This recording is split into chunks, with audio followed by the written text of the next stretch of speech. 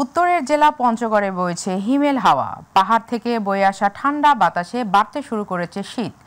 মাঝরাত থেকে পড়তে শুরু করেছে ঘন কুয়াশা। আজ সকাল ৬টায় উত্তরের এই জেলায় সর্বনিম্ন ৮.৫ ডিগ্রি সেলসিয়াস তাপমাত্রা রেকর্ড করেছে আবহাওয়া অধিদপ্তর।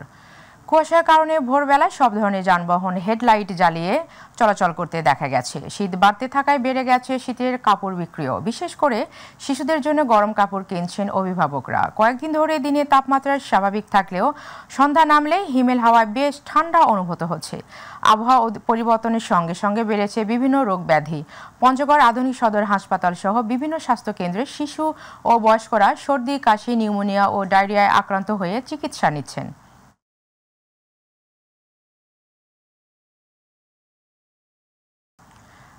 সারা দেশের মতো কনকনে শীত পড়েছে রাজধানীতেও। দুদিন ধরে সূর্যের মুখ দেখা না যাওয়ার সঙ্গে যুক্ত হয়েছে বৃষ্টির মতো ঝিরিঝিরি কুয়াশা ও হিমেল হাওয়া।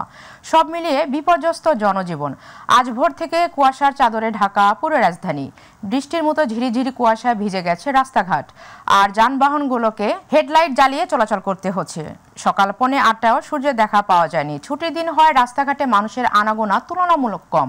তবে যারাই বের হচ্ছেন বৃষ্টির মতো কুয়াশা আর কনকনে ঠান্ডায় ভোগান্তিতে পড়ছেন। একাধিক পোশাক গায়ে জড়িয়ে যেন শীতের সঙ্গে পাড়া দেয়। বরাবরের মতোই শীতের সঙ্গে নাজুক অবস্থায় খেটে খাওয়া আর ছিন্নমূল মানুষ। রোববার সন্ধ্যা পর্যন্ত সারা দেশে দিন ও রাতের তাপমাত্রা বাড়তে পারে। যদিও ঘন কুয়াশার কারণে সারা দেশের কোথাও কোথাও তীব্র শীত অনুভূত হতে পারে।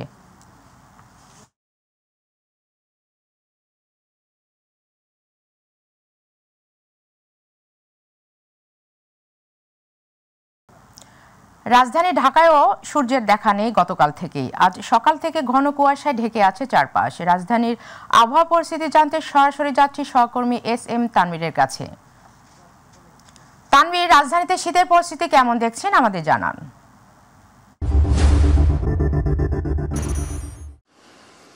শারমিন, আপনাকে ধন্যবাদ। আমি এই মুহূর্তে আছি রাজধানীর জিয়া উদ্যান সংসদ ভবন এলাকায়। এখানে আশপাশে আসলে কুয়াশার প্রকোপটা একটু বেশি। আমরা যদি ঢাকার শীতের অবস্থার কথা বলি তাহলে গতকাল থেকে আমরা সূর্যের দেখা পাচ্ছি না, এবং সূর্যের তাপ না থাকে আসলে ঢাকার শীতের প্রকোপটা একটু বেশি হয়েছে এমনটা মনে হচ্ছে। আবহাওয়া অধিদপ্তর বলছে ঢাকায় সর্বনিম্ন তাপমাত্রা 13 ডিগ্রিতে নেমেছে, এবং আপনি জানেন যে ঢাকার বাহিরে সর্বনিম্ন তাপমাত্রা পঞ্চগড় এবং তেঁতুলিয়া এলাকায় 8 ডিগ্রির ঘরে নেমেছে। ঢাকায় আজকে সাপ্তাহিক ছুটি এবং সরকারি ছুটির দিন হওয়ায় জনগণের সমাগম একটু কম, যান চলাচলও সে পরিমাণে আমরা দেখছি না। তবে আমরা যদি নিম্ন আয়ের মানুষের কথা বলি, যারা বিশেষ করে দিনমজুর কিংবা রিক্সা চালক, তারা আসলে তাদের কোনো সরকারি ছুটি নেই, জীবিকার তাগিদেই তাদেরকে বের হতে হচ্ছে। তাদের কষ্টটা একটু বেশি। আমরা যদি গরিব অসহায় মানুষের কথা বলি, যারা খোলা আকাশের নিচে জীবনযাপন করছেন, তাদের আসলে শীতের কাপড়ের অভাব থেকে শুরু করে সব কিছুতে তাদের সমস্যা একটু বেশি হয়ে থাকে। এবং শীতের সকালে আসলে আমরা শহর কেন্দ্রিক যে পরিবেশটা থাকে, বাজারে চায়ের দোকানগুলোতে মানুষের সমাগম বেশি হয়, রাস্তায় যান চলাচল একটু কমই দেখছি অন্যান্য দিনের তুলনায়, এবং সাপ্তাহিক ছুটি হওয়ার কারণে হয়তো আজকে একটু বেশিই কম। আর এর পাশাপাশি আসলে আবহাওয়া অধিদপ্তর বলছে এই মাসে একাধিক শৈত্যপ্রবাহের সম্ভাবনা রয়েছে। গ্রামে যেরকম শীতের প্রকোপ থাকে, ঢাকা এবারে শীতের প্রকোপ একটু বেশি হতে পারে এমনটা জানিয়েছে আবহাওয়া অধিদপ্তর। এছাড়া মানুষের চলাচল আজকে আমরা দেখেছি শীতের কাপড় পরে মানুষ আসলে জড়সড় হয়ে একটু চলাচল করার চেষ্টা করছে, এবং যারা নিম্ন আয়ের মানুষ, দিনমজুর থেকে শুরু করে ছিন্নমূল, তাদের কষ্টটা একটু বেশি। যেভাবে বেড়েছে শীত, সেভাবে শীতের রোগও বেড়েছে। আসলে হাসপাতালগুলোতে রোগীর চাপও বেড়েছে এবং শীতজনিত সমস্যা বেশি দেখা যাচ্ছে। আর বায়ু দূষণের ক্ষেত্রে ঢাকার অবস্থান আপনি জানেন যে বেশ কিছুদিন ধরেই শীর্ষে রয়েছে। বায়ু দূষণে বাংলাদেশের পরিস্থিতি আসলে সেরকমটা নেই, এবং শীতের প্রকোপের কারণে সেই আবহাওয়া পরিস্থিতি আসলে আরও দিন দিন হয়তো খারাপই হচ্ছে, এবং বেশিরভাগ কষ্ট হচ্ছে সাধারণত খেটে খাওয়া দিনমজুর থেকে শুরু করে ছিন্নমূল মানুষের। এই ছিল শারমিন আমার কাছে আবহাওয়া সর্বশেষ তথ্য। ধন্যবাদ তানভীর আপনাকে। দর্শক, ঘন কুয়াশা আর তীব্র ঠান্ডায় বিপাকে পড়েছে মেহেরপুরের গাংনীর শ্রমজীবী মানুষ। মেহেরপুরের গাংনী থেকে ঠান্ডার আরও খবর জানাচ্ছেন প্রতিনিধি মাসুদ রানা।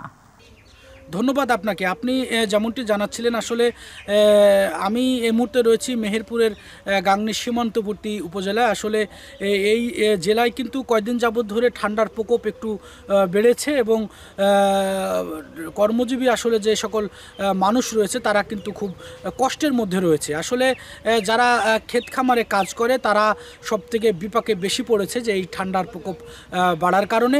এবং আমরা যদি আপনার মাধ্যমে মাইটিভি দর্শকদের জানাতে চাই, কিন্তু আজকে চুয়াডাঙ্গা আঞ্চলিক আবহাওয়া অফিসের তথ্য মতে আমরা যেটা আবহাওয়ার তথ্য জানতে পেরেছি যে আজকে এই জেলায় সর্বনিম্ন তাপমাত্রা রেকর্ড করা হয়েছে 10.8 ডিগ্রি সেলসিয়াস এবং বাতাসের আর্দ্রতা 96%। তবে আমরা আসলে এই এলাকার বিভিন্ন কর্মজীবী মানুষের সাথে কথা বলে যেটা আমাদের জানিয়েছেন যে তাদের সবথেকে কষ্টের মধ্যে পড়তে হচ্ছে এই ঠান্ডার কারণে। তারা ক্ষেত খামারে কাজ করতে যেতে হচ্ছে। আসলে যারা দিন আনে দিন খায় তারা তাদের কর্মজীবী পেশা হিসেবে তারা কাজে যাচ্ছেন, এমনটি আমাদের জানিয়েছে। তবে এই ছিল সর্বশেষ মেহেরপুর থেকে আবহাওয়ার তথ্য। ধন্যবাদ আপনাকে। তীব্র শীতে ভোলার জনজীবন বিপর্যস্ত। দক্ষিণাঞ্চলের মেঘনা নদীর তীরবর্তী হওয়ায় এই দ্বীপে শীতের তীব্রতায় জনজীবনে নেমে এসেছে দুর্ভোগ। শীতবস্ত্রের অভাবে সবচেয়ে বেশি বিপাকে পড়েছে নিম্ন আয়ের খেটে খাওয়া মানুষ। প্রতিনিধি আরিফ হোসেন লিটনের রিপোর্ট, জানাচ্ছেন শামস তাবরিজ উচ্ছ্বাস। উপকূলীয় জেলা ভোলায় গত কয়েকদিন ধরেই তাপমাত্রা কখনো 10 ডিগ্রি আবার কখনো বা 13 ডিগ্রিতে ওঠানামা করছে। ফলে হিমেল হাওয়া, ঘন কুয়াশা আর কনকনে ঠান্ডায় বিপর্যস্ত হয়ে পড়েছে জনজীবন। সবচেয়ে বেশি বিপাকে পড়েছে মেঘনা ও তেঁতুলিয়া নদীর তীরবর্তী উপকূলের বাসিন্দারা। বিশেষ করে জেলে এবং কৃষকদের জীবনে চরম দুর্ভোগ নেমে এসেছে। চারিদিকে কুয়াশা আর বাতাস থাকায় চরম ঠান্ডায় কাজে বের হতে পারছেন না তারা। কুয়াশা বেশি, নদীতে শীত বেশি, সামনের দিকে আগাইতে পারি না। যেভাবে কুয়াশার কারণে নদীতে যাইয়া জালুতে বাইতে পারি না। বর্তমানে শীতের যে পরিস্থিতি, আমরা নদীতেও যাইতে পারি না, উপরেও থাকতে পারি না শীতের কারণে। তীরে বসে জাল বোনা ও আগুন জ্বালিয়ে শীত নিবারণের চেষ্টা করছে অনেকেই। পাশাপাশি গরম কাপড়ের অভাবে কষ্ট পাচ্ছেন জেলার ছিন্নমূল জনগোষ্ঠী। শুধু তাই নয়, শীতের কারণে বেড়েছে রোগবালাই। খুবই শীত পড়তেছে, এই জন্য আমরা নদীতে যাইতে পারি না। আজকে প্রচণ্ড শীত, বাতাস, এই জন্য বাইরে হইতে পারতেছি না, কাজ কামও করতে পারতেছি না। এই 2-1টা চা চলে বা 2-1টা বিস্কুট, এতে আমরা দোকান ভাড়া দিতে পারি না, কারেন্ট বিল দিতে পারি না। তবে খেটে খাওয়া মানুষের কষ্ট লাঘবে দ্রুতই শীতবস্ত্র বিতরণ করা হবে বলে জানান জেলা প্রশাসক। আমরা এই শীতার্ত মানুষের জন্য শুধু বেড়িবাঁধ না, অন্যান্য যেখানেই যারা গরিব মানুষ বাস করে, আমি নিজে গিয়েও সেখানে কম্বল দেওয়া শুরু করেছি সরকারের পক্ষ থেকে, এবং আরও কম্বল আমরা কেনার প্রসেস রয়েছে। এগুলো আমরা পর্যায়ক্রমে বিতরণ করব এবং খুব শীঘ্রই। শামস তাবরিজ উচ্ছ্বাস, মাইটিভি নিউজ ডেস্ক। ঢাকা মাওয়া এক্সপ্রেসওয়েতে পৃথক সড়ক দুর্ঘটনায় 4 জন নিহত হয়েছেন। এইসব ঘটনায় আহত হয়েছেন অন্তত 20 জন। হাইওয়ে পুলিশ জানায়, ভোর 5টার দিকে এক্সপ্রেসওয়ের হাসারা এলাকায় ঢাকামুখী লেনে যাত্রীবাহী বাস ও ট্রাকের সঙ্গে সংঘর্ষে নিহত হয়েছেন 2 জন। অন্যদিকে বৃহস্পতিবার রাত 11:30টার দিকে সিরাজদি খানের নিমতলা এলাকায় কাভার ভ্যানের পিছনে যাত্রীবাহী মিনিবাসের ধাক্কায় 2 জন নিহত হয়েছেন। বৃহস্পতিবার রাতে নিহত 2 জনের পরিচয় পাওয়া গেলেও শুক্রবার ভোরে নিহতদের পরিচয় এখনও পাওয়া যায়নি। নিহতদের মরদেহ শ্রীনগর উপজেলার স্বাস্থ্য কমপ্লেক্সে রাখা হয়েছে। পুলিশ জানায়, মুন্সিগঞ্জের সিরাজদি খানের নিমতলা এলাকায় সড়কের পাশে দাঁড়িয়েছিল একটি কাভার্ড ভ্যান। এ সময় ঘন কুয়াশায় দেখতে না পেয়ে কাভার্ড ভ্যানটির পিছনে ধাক্কা দেয় একটি মিনি বাস। এতে দুমড়ে মুচড়ে যায় বাসটি। আহতদের উদ্ধার করে শ্রীনগর উপজেলার স্বাস্থ্য কমপ্লেক্সে নেওয়া হলে মারা যায় 2 জন। এছাড়া 5 জনের অবস্থা আশঙ্কাজনক বলে জানিয়েছেন চিকিৎসক। হাসারা হাইওয়ে পুলিশের ওসি আব্দুল কাদের জিলানি জানান, কাভার্ড ভ্যানকে পেছন থেকে ধাক্কা দিয়েছে মিনি বাসটি। এতে বাসটির ছাদ উড়ে গেছে এবং বাসটি দুমড়ে মুচড়ে গেছে। কাভার্ড ভ্যানটি আমরা জব্দ করেছি, তবে চালক পালিয়ে গেছে।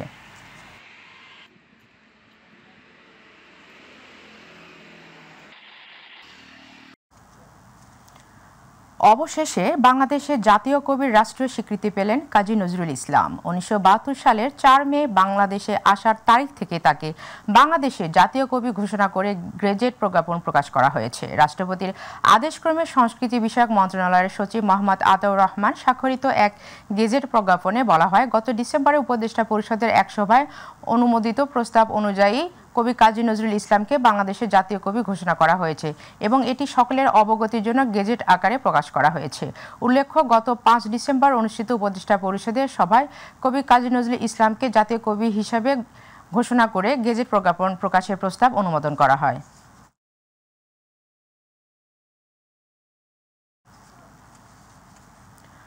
সরকারি পৃষ্ঠপোষকতা ও প্রয়োজনীয় সহায়তা পেলে চলচ্চিত্রের হারানো ঐতিহ্যকে ফিরিয়ে আনা সম্ভব বলে মন্তব্য করেছেন চলচ্চিত্র শিল্পী ও কলাকুশলীরা। তারা বলছেন, চলমান সংকট উত্তরণে সিনেমা হলের সংখ্যা বাড়ানোয় পাশাপাশি নতুন প্রযুক্তিকে কাজে লাগাতে হবে, আর তা না হলে আলো ঝলমল রূপালী পর্দার ভবিষ্যৎ তিমিরেই থেকে যাবে। জাহিদ আহমেদ বাবুর বিশেষ রিপোর্ট। যোগ্য নেতৃত্বের অভাব, দুর্বল ব্যবস্থাপনা, যুগ উপযোগী পরিকল্পনা ও প্রশাসনিক স্থবিরতার কারণে ধীরে ধীরে অকার্যকর হয়ে পড়ছে বাংলাদেশ চলচ্চিত্র উন্নয়ন কর্পোরেশন বিএফডিসি। একটা সময় এফডিসির ঝর্ণা স্পট, কড়ইতলা আর ফ্লোরে ফ্লোরে রাতদিন শুটিং আর ডাবিংয়ের শব্দে এফডিসি থাকতো মুখরিত, কিন্তু বর্তমানে পরিস্থিতি সম্পূর্ণ উল্টো। শুনশান নীরবতার মাঝে এফডিসির আঙিনায় পড়ে থাকা চলচ্চিত্র পরিচালক সমিতির নির্বাচনী ব্যানারে সেটে থাকা এসব প্রার্থীরাও জানান কোন পথে হাঁটছে দেশের চলচ্চিত্র শিল্প। কিভাবে ছবি করা যায়, কিভাবে ছবির সংখ্যা বাড়াতে হবে, কিংবা কিভাবে আমাদের প্রযোজককে আবার নতুন করে এখানে আনতে হবে, সে চেষ্টা আমরা কেউ করছি না। সংশ্লিষ্টরা বলছেন, চলচ্চিত্রের উন্নয়নে অতীতে অনেকে আসার কথা শোনালেও এফডিসি পুনরুজ্জীবনে তিমিরেই রয়ে গেছে। যদি আমরা আমাদের জেলা, উপজেলা, থানা পর্যায়ে যদি 300 থেকে 500 এই মিনি সিনেমা হল বলি, এবং অবশ্যই সেটা শীততাপ নিয়ন্ত্রিত হতে হবে, তাহলে আমি মনে করি আমাদের গ্রামেগঞ্জে যে একসময় 1500, 1400, 1600 সিনেমা হল ছিল, সেই সিনেমা হলগুলির মাধ্যমে আমরা আমাদের চলচ্চিত্র জগৎকে আবার পুনরুজ্জীবিত করতে পারবো, আমরা আবার আগের জায়গায় ফিরে যেতে পারবো। শিল্পী কলাকুশলীদের কর্মব্যস্ততায় এফডিসি আবারও আলো ঝলমল হয়ে উঠবে কিনা তা নিয়েও দ্বিধাগ্রস্ত চলচ্চিত্র সংশ্লিষ্টরা। মানুষকে সিনেমামুখী করার জন্য আমার কাছে মনে হয় কখনো কখনো কোনো মাত্রায় আরেকটু সদিচ্ছা প্রয়োজন মনে হয়, সেটা রাষ্ট্রীয়ভাবে সরকারি পৃষ্ঠপোষকতায় সংস্কৃতি চর্চা কেন্দ্র হোক, সেখানে একটা সিনেমা হল থাকুক। সিনেমা হল তখনই নির্মাণ হবে যখন এটার সেলিং পয়েন্ট থাকবে। চলচ্চিত্র শিল্পে বর্তমানের এই বেহাল দশার কারণ হিসাবে অযোগ্য ব্যবস্থাপনাকেই দায়ী করলেন শিল্পী ও নির্মাতারা। একলা সাকিব, আরো 5টা সাকিব বানানো প্রয়োজন ছিল আমাদের, আমরা তো বানাই নাই। রাজ্জাক সাহেব ছিলেন, জসিম সাহেব ছিলেন, আলমগীর সাহেব ছিলেন, জাফর ইকবাল সাহেব ছিলেন, সোহেল রানা সাহেব ছিলেন, রুবেল ছিলেন, মান্না ছিলেন, সবাই ছিল, এতগুলি নায়ক একসাথে ছিল। তো এখন তো আর তা নাই, তাহলে কি হবে? দেশের চলচ্চিত্রের ঐতিহ্য ফিরিয়ে আনতে প্রতিবাদী ভূমিকা রাখার কথা যে সংগঠনগুলোর, তারাও আজ নির্বিকার। আর তাই সঠিক পরিকল্পনার আলোকে কার্যকর ব্যবস্থা নিলে এই শিল্প থেকে বিপুল রাজস্ব আয় করা সম্ভব বলে মনে করছেন চলচ্চিত্র নির্মাতারা। জাহিদ আহমেদ বাবু, মাই টিভি, ঢাকা। রাজশাহী বিশ্ববিদ্যালয়ে ভর্তি পরীক্ষায় পোষ্য কোটা বাতিলের ঘোষণা দিয়েছেন উপাচার্য প্রফেসর ডক্টর সালেহ আহসান নকিব। দিনভর প্রশাসনিক ভবনের মূল গেটে তালা দিয়ে আন্দোলনের প্রেক্ষিতে রাত 10টার দিকে আন্দোলনকারী শিক্ষার্থীর কাছে এসে এই ঘোষণা দেন তিনি। এর ফলে রাজশাহী বিশ্ববিদ্যালয়ের প্রশাসন ভবনে 12 ঘণ্টা আটকে থাকার পর প্রায় 2 শতাধিক কর্মকর্তা কর্মচারী অবমুক্ত হলেন। এর আগে বিশ্ববিদ্যালয়ের উপাচার্য সশরীরে এসে কোটা বাতিলের ঘোষণা না দেওয়া পর্যন্ত আন্দোলন চালিয়ে যাওয়ার ঘোষণা দেয় আন্দোলনকারীরা।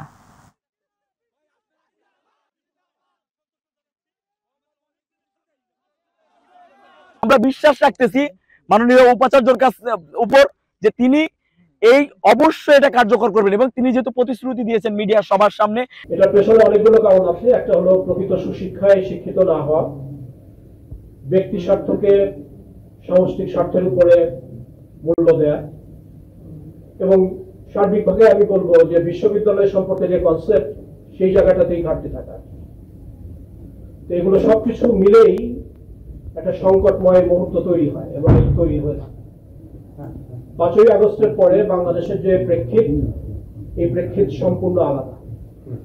এটা উপলব্ধি করতে অনেকেরই সমস্যা হয়েছে এবং এখনো সমস্যা হচ্ছে।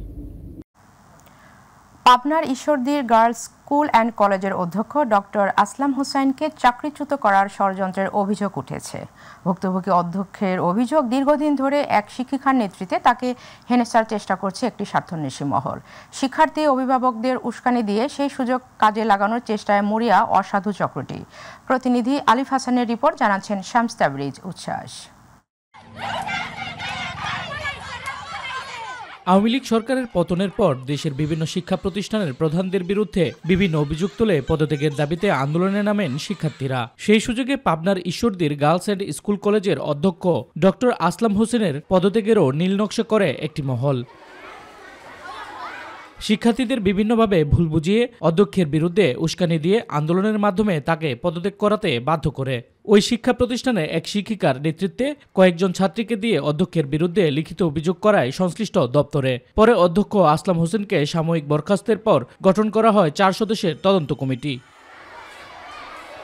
বর্তমানে ওই শিক্ষককে চাকরিচ্যুত করাতে মরিয়া হয়ে উঠেছে সেই অসাধু চক্রটি, গোপনে চালাচ্ছে বিভিন্ন অপতৎপরতা।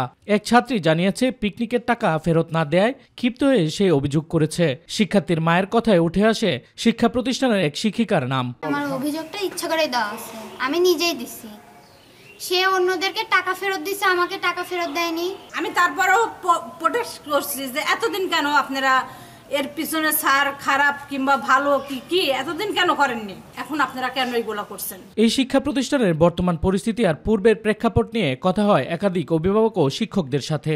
এই ধরনের অভিযোগ ইতিপূর্বে কোনোদিন কোনো ছাত্রীর মুখ থেকে বা কোনো অভিভাবকের মুখ থেকে আমরা কখনো শুনি নাই। একজন শিক্ষকের বিচার করা একটা ছাত্রী বা ছাত্রের দায়িত্ব না।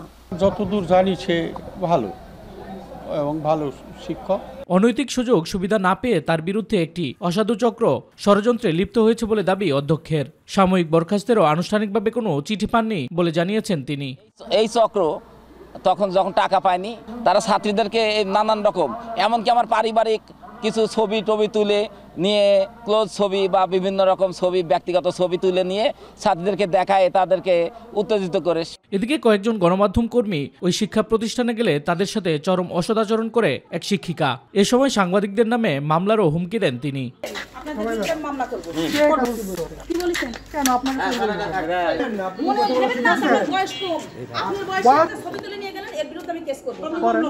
কোনো শিক্ষকের নামে অভিযোগ পেলে নিয়ম অনুযায়ী ব্যবস্থা নেওয়া হবে, তবে উস্কানির প্রমাণ পেলে উস্কানিদাতাকেও ছাড় দেওয়া হবে না বলে জানিয়েছেন শিক্ষা অধিদপ্তর। শিক্ষার্থী বা শিক্ষকদেরকে উস্কানিমূলক কোনো বিষয় উস্কে দিয়ে বিশৃঙ্খলা সৃষ্টি করে, তার বিরুদ্ধে এই খতিয়ে দেখে আইনগত ব্যবস্থা নেওয়া হবে। শামস তাবরিজ উচ্ছ্বাস, মাই টিভি নিউজ ডেস্ক।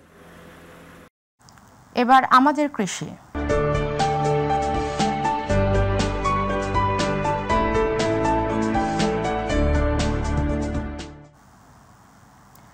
সাতক্ষীরায় প্রথমবারের মতো বাণিজ্যিকভাবে আঙ্গুর চাষ করে সফল হয়েছেন সুমন দাস নামের তরুণ এক উদ্যোক্তা। আঙ্গুরের সাথী ফসল হিসেবে ক্যাপসিকামও চাষ করছেন তিনি। পরীক্ষামূলকভাবে আঙ্গুর ও ক্যাপসিকাম চাষে সফল হলে সাতক্ষীরায় কৃষকদের মধ্যে এই চাষের আগ্রহ বাড়বে বলে মনে করেন স্থানীয় কৃষি বিভাগ। প্রতিনিধি ফয়জুল হক বাবুর তথ্যচিত্রে আরও জানাচ্ছেন জুবাইর রহমান। চাকরির পাশাপাশি শখের বশে 50 শতক জমিতে আঙ্গুর চাষ শুরু করেছিলেন সাতক্ষীরার মির্জাপুর বারাত এলাকায় এক তরুণ উদ্যোক্তা সুমন দাস। গেল বছর জুলাইয়ের শুরুতে সাথী ফসল হিসেবে রকমেলন ও তরমুজ চাষ করে 3 মাসের মধ্যে লাভবান হন 80,000 টাকা। গেল নভেম্বর মাসে সাথী ফসল হিসেবে চাষ শুরু করে ক্যাপসিকাম। 3 মাসে 1.5 লক্ষ টাকা খরচ করে এই 50 শতক জমিতে 8 লক্ষ টাকার অধিক ক্যাপসিকাম বিক্রির উপযোগী হয়েছে জানালেন তরুণ এই উদ্যোক্তা। এটার সাথে সাথী ফসল হিসেবে এর আগে আমার সাম্মাম ছিল, তরমুজ ছিল, এখন ক্যাপসিকাম করছি। এটা হচ্ছে আপনার ইন্ডিয়ান ইন্দিরা জাতের ক্যাপসিকাম দেওয়া হয়েছে। এটা করার মেন কারণ হচ্ছে যে আমার যেহেতু ফল আসতেছে না, এর পিছনে আমার খরচ আছে, তো এই খরচটা বেয়ার করার জন্য। আর এইভাবেই যদি ফেলে রাখি তাহলে নোংরা হয়, ঘাস হয়, এটা পরিশ্রম করতে আবার খরচ বেশি হয়, যার জন্য সাথী ফসল হিসেবে এটা করা। এদিকে সাতক্ষীরাতে প্রথমবারের মতো দীর্ঘমেয়াদী পরিকল্পনায় আঙ্গুর চাষ শুরু করেন সুমন। একবার আঙ্গুরের চারা রোপণে 20 বছর পর্যন্ত ফলন পাওয়া যায় বলে জানান সুমন। ক্যাপসিকাম আমি এখানে লাগিয়েছি, আজকের 42 দিন বয়স আছে। তো 42 দিনে আমার 2 বিঘাতে খরচ হচ্ছে চারা থেকে এই পর্যন্ত আমার প্রায় 1.5 লক্ষ টাকা খরচ হয়েছে। আমি এটা সেল করতেছি, আশা করি যে 50 টাকা সেল করতে পারলেও আমি 7.5 থেকে 8 লক্ষ টাকা এখান থেকে সেল করতে পারবো। প্রথমবারের মতো সাতক্ষীরাতে আঙুরের এমন বাগান দেখে আঙুর চাষে অনেকেই আগ্রহী হচ্ছেন। সাতক্ষীরা জেলাতে আঙুরের চাষ আমার জানা মতে কোথাও আমি দেখি নাই। আমি শুনছি এখানে সুমন দাদা 2 বিঘা জমিতে আঙুর চাষ করছে, সেটা দেখে আর কি মানে শুনে আর কি এখানে দেখতে আসছি। তো আমি চেষ্টা করতেছি আসলে মানে এটা থেকে ইন্সপায়ার মানে সুমন দাদা থেকে ইন্সপায়ার হয়ে আসলে আঙুরটা চাষ করা যায় কিনা। আমাদের এলাকায় সুমন দাদা যে আঙুরের প্রজেক্টটা করছে এটা একটা তরুণ উদ্যোক্তাদের জন্য খুবই ভালো। আপনার এটা দীর্ঘমেয়াদী একটা প্রজেক্ট। আঙুর বাগানে কর্মসংস্থানও হয়েছে বেশ কয়েকজনের। আঙুর খেতে কাজ করি, মাসে 8,000 টাকা বেতন পাই, এতে আমার সংসার ধর্ম চলে। সমস্ত দেখাশোনা করতে আমাকে সপ্তাহে একদিন তো এফএল করতে হয়। প্রাথমিকভাবে এই ফলন ভালো হলে এই অঞ্চলে আঙ্গুর চাষ বৃদ্ধি পাবে এবং প্রয়োজনে কৃষকদের সব ধরনের উৎসাহ ও সহযোগিতা করার আশ্বাস দিয়েছে কৃষি বিভাগ। আমরা কৃষি বিভাগ প্রত্যেকটা কৃষককেই আমরা তাদের সাথে থেকে যে তার উপযুক্ততা যাচাই করি এবং তাকে সার্বিক পরামর্শ, সার প্রয়োগ, অন্যান্য বিষয়গুলো তাকে অবহিত করি, যাতে তিনি মার্কেট লিঙ্কেজ করে তার পণ্যের যথোপযুক্ত দাম পান। জুবার রহমান, মাইটিভি নিউজ। গ্রাম বাংলার খবর।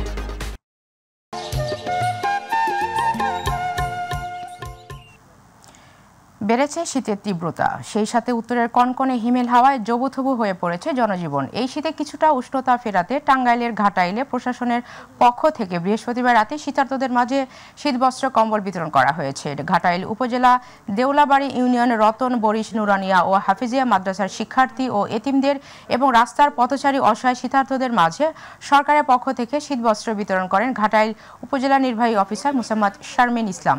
এ সময় উপস্থিত ছিলেন ঘাটাইল উপজেলা প্রকল্প বাস্তবায়ন কর্মকর্তা এনামুল হক, পরিসংখ্যান কর্মকর্তা মনিরুজ্জামান খান মনির সহ আরো অনেকে।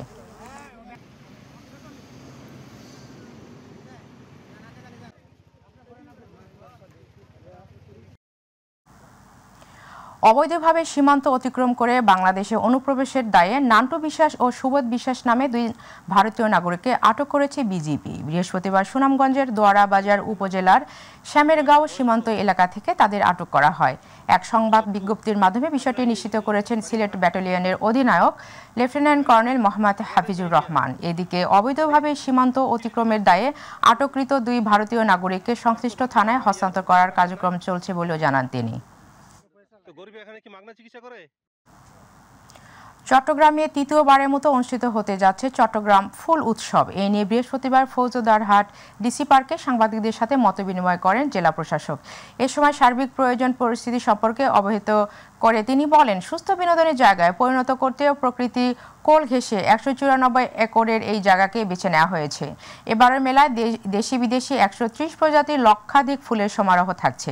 মাসব্যাপী সাংস্কৃতিক অনুষ্ঠানের পাশাপাশি কিডস জোন ও বই ও পিঠা উৎসবের জন্য থাকবে আলাদা স্টল। দর্শনার্থীদের ফুল কেনার জন্য থাকবে আলাদা স্টল। মেলা সকলের জন্য উন্মুক্ত থাকছে। এবার টিকিটের মূল্য রাখা হয়েছে 50 টাকা। শুধু মাসব্যাপী নয়, বছরব্যাপী এই মেলা চলমান রাখার পরিকল্পনার কথা জানান তিনি। আগামী 4 জানুয়ারি থেকে 4 ফেব্রুয়ারি পর্যন্ত মাসব্যাপী চলবে এই ফুল উৎসব। গ্রামীণ মেলা থাকবে, বাড়তি আকর্ষণ হিসেবে থাকবে বই উৎসব, পিঠা উৎসব, ঘুড়ি উৎসব। আমরা এবার তারুণ্যের সমাবেশকে কেন্দ্র করে আমাদের এই ফুল উৎসবের সাথে তারুণ্যের সমাবেশকে আমরা রিলেট করতে চাই। আর আমাদের আপনারা দেখেছেন যে মাসব্যাপী কিন্তু এখানে কালচারাল প্রোগ্রাম হবে। বিএনপির vice chairman advocate Ahmed Azam Khan বলেছেন, সরকারের ভিতরে ঘাপটি মেরে থাকা একটি মহল এবং দেশ বিদেশি ষড়যন্ত্রকারীরা এই নির্বাচন প্রলম্বিত করার ষড়যন্ত্রে লিপ্ত আছে। কারণ তারা জনগণের ক্ষমতায়নকে ভয় পায়, জনগণের ভোটের অধিকারকে ভয় পায়, জনগণের বিচারকে ভয় পায়। লক্ষ্মীপুর জেলা বিএনপির প্রতিনিধি সভায় প্রধান অতিথির বক্তব্যে এসব কথা বলেন তিনি। বৃহস্পতিবার লক্ষ্মীপুর জেলা বিএনপির সদস্য সচিব শাহাবুদ্দিন সাব্বু ও যুগ্ম আহ্বায়ক অ্যাডভোকেট হাসিবুর রহমানের সঞ্চালনায় আয়োজিত জেলা বিএনপির প্রতিনিধি সভায় সভাপতিত্ব করেন কেন্দ্রীয় বিএনপির যুগ্ম মহাসচিব ও লক্ষ্মীপুর জেলা বিএনপির আহ্বায়ক শহীদ উদ্দিন চৌধুরী অ্যানি। এতে বিশেষ অতিথি ছিলেন বিএনপির চেয়ারপারসনের উপদেষ্টা আবুল খয়ের ভূঁইয়া। বাংলাদেশ জাতীয়তাবাদী দল বিএনপির কেন্দ্রীয় নির্বাহী কমিটির মৎস্যজীবী বিষয়ক সম্পাদক ও সাবেক সাংসদ লুৎফর রহমান কাজল বলেছেন, বিএনপি সাধারণ মানুষের দল। বিএনপি গণতান্ত্রিক দল। বৃহস্পতিবার গর্জনিয়া ইউনিয়ন বিএনপির সভাপতি আব্দুল আলীমের সভাপতিত্বে অনুষ্ঠিত গর্জনিয়া ইউনিয়ন বিএনপির সম্মেলন ও কাউন্সিলে প্রধান অতিথির বক্তব্যে তিনি এসব কথা বলেন। ইউনিয়ন বিএনপির সম্মেলন ও কাউন্সিলের ইউনিয়ন বিএনপির সাধারণ সম্পাদক মোহাম্মদ মহিবুল্লাহর সঞ্চালনায় উদ্বোধক ছিলেন রামু উপজেলা বিএনপির আহ্বায়ক মোক্তার আহমেদ ও প্রধান বক্তা হিসেবে উপস্থিত ছিলেন উপজেলা বিএনপির সাধারণ সম্পাদক আবুল বশর বাবু। আয়োজিত সম্মেলন ও কাউন্সিলে অন্যদের মধ্যে বক্তব্য রাখেন জেলা মহিলা দলের সাধারণ সম্পাদক ফরিদা ইয়াসমিন। বিএনপির ভারপ্রাপ্ত চেয়ারম্যান তারেক রহমানের রাষ্ট্র মেরামতের ৩১ দফা বাস্তবায়ন শীর্ষক গণজমায়েত ও আলোচনা সভা বৃহস্পতিবার নড়াইলের লোহাগড়ায় অনুষ্ঠিত হয়েছে। লোহাগড়া উপজেলার বয়রা সরকারি প্রাথমিক বিদ্যালয়ের মাঠে মোহাম্মদ রেজাউল করিম পারভেজের সভাপতিত্বে অনুষ্ঠিত হয়। সভায় প্রধান অতিথি ছিলেন উপজেলা বিএনপির সভাপতি মোহাম্মদ আহাদুজ্জামান বাটু। এ সময় জেলা বিএনপির দপ্তর সম্পাদক মোহাম্মদ টিপু সুলতান, জেলা মহিলা দলের সম্পাদক সালেহা বেগম সহ দলের অঙ্গ সংগঠনের শত শত নেতাকর্মী উপস্থিত ছিলেন। বান্দরবানে বাংলাদেশ জাতীয়তাবাদী ছাত্র দলের ৪৬তম প্রতিষ্ঠা বার্ষিকী উপলক্ষে বিশাল বর্ণাঢ্য র্যালি ও সমাবেশ করেছে বান্দরবান জেলা ছাত্র দল। বৃহস্পতিবার সংগঠনের নেতাকর্মীদের অংশগ্রহণে একটি বর্ণাঢ্য র্যালি বের হয়ে শহরের প্রধান সড়ক প্রদক্ষিণ করে। পরে চৌধুরী মার্কেট বিএনপি অফিসের সামনে আলোচনা সভা অনুষ্ঠিত হয়। এতে সভাপতিত্ব করেন বান্দরবান জেলা ছাত্র দলের ভারপ্রাপ্ত সভাপতি আবু বকর সিদ্দিক। এ সময় প্রধান অতিথি হিসেবে উপস্থিত ছিলেন জাতীয় নির্বাহী কমিটির সদস্য সাচিং প্রুজেরি। বিশেষ অতিথি জেলা বিএনপির সিনিয়র সহসভাপতি অধ্যাপক ওসমান গনি সহ বিএনপির অঙ্গ সংগঠনের নেতাকর্মীরা। আয়োজনের অংশ হিসেবে সাবেক রাষ্ট্রপতি জিয়াউর রহমানের প্রতি শ্রদ্ধা জানানো হয়। পরে একটি কেক কেটে প্রতিষ্ঠা বার্ষিকীর আনুষ্ঠানিকতা সম্পন্ন করা হয়।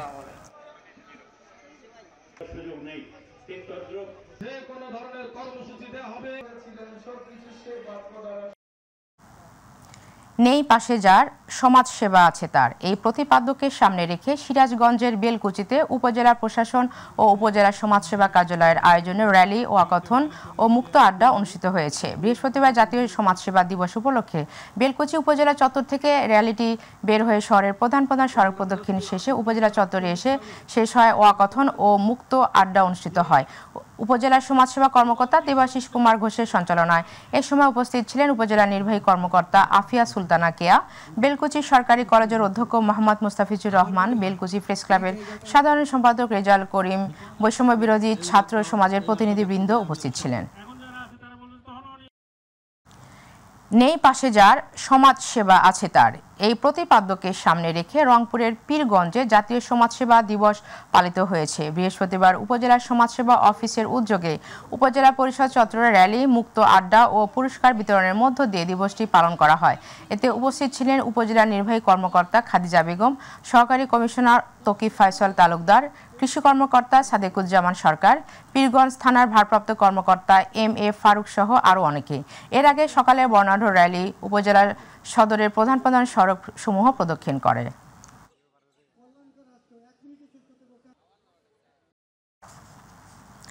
শিক্ষার্থীদের মনোবল বাড়াতে পুরস্কার অসাধারণ উদ্যোগ, যার আলোকে প্রতি বছর মেধা মূল্যায়নে বৃত্তি প্রদানের পাশাপাশি থাকে সান্ত্বনা পুরস্কারও। এবছর শাখাটি থেকে ১৫০ জন শিক্ষার্থী পেয়েছে বৃত্তি, যার মধ্যে ট্যালেন্ট পুলে ৬০ জন আর সাধারণে বৃত্তি পেয়েছে ৯০ জন। জেলা শিল্পকলা একাডেমিতে বৃত্তিপ্রাপ্ত শিক্ষার্থীদের সংবর্ধনা, দ্বিতীয় সামষ্টিক মূল্যায়নের ফলাফল ও পুরস্কার বিতরণী ও পিঠা উৎসবের আয়োজন করে Shaheen cadet school coaching Kushtia শাখা। শাহিন ক্যাডেট স্কুল কুষ্টিয়া শাখার পরিচালক মোহাম্মদ উজ্জ্বলের সঞ্চালনায় অনুষ্ঠানে সভাপতিত্ব করেন শাহিন শিক্ষা পরিবারের চেয়ারম্যান মোহাম্মদ মাসুদুল আমিন। এ সময় প্রধান অতিথি হিসেবে উপস্থিত ছিলেন অতিরিক্ত জেলা প্রশাসক মিজানুর রহমান।